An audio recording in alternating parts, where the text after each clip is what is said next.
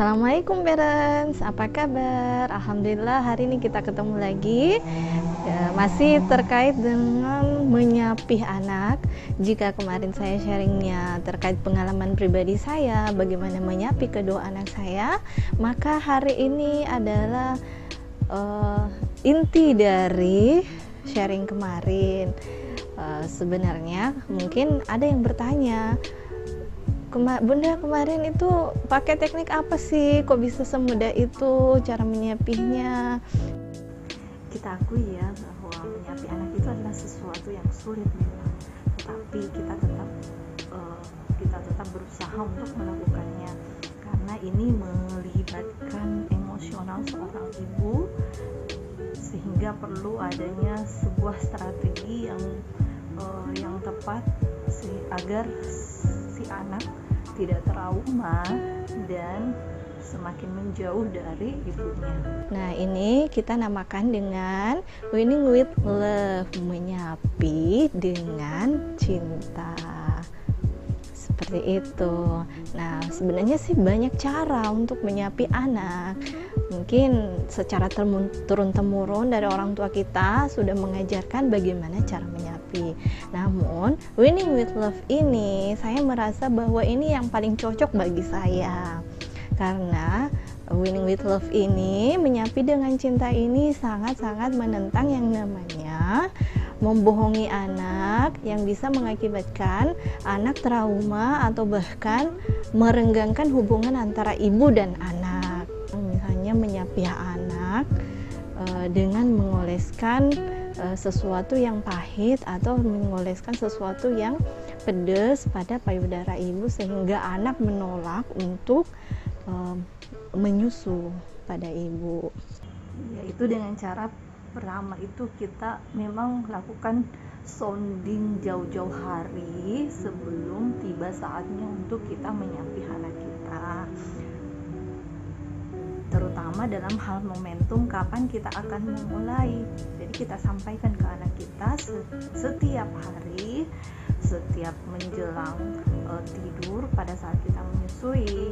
Insya Allah anak kita akan pelan-pelan akan memahami itu, kemudian bisa jadi sesekali ia akan mengiyakan, menyetujui tentang kapan dia akan disapi. Kita alihkan perhatian anak dengan mengajaknya bermain atau melakukan hal-hal positif sehingga ia lupa akan asinya, seperti itu. Dan asinya itu kita ganti dengan camilan-camilan yang membuat anak lupa dengan asi, seperti itu. Kemudian kurangi waktu atau frekuensi menyusui anak. Misalnya kalau kebiasaannya adalah 5 kali sehari, maka kita bisa mengurangi frekuensinya menjadi 4 atau 3 kali sehari. Pelan-pelan kita kurangi. Lalu setelah itu kita juga bisa mengubah jadwal atau rutinitas kita dalam mengasih. Jika biasanya mengasihnya biasa di rumah, maka usahakan keluar. Jika biasanya posisinya duduk, maka bisa diubah lagi dengan posisi yang lain.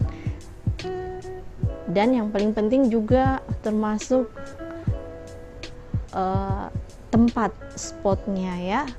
Kalau biasanya di kasur, maka ubah tempatnya menjadi di tempat lain atau bisa di sofa atau yang lain.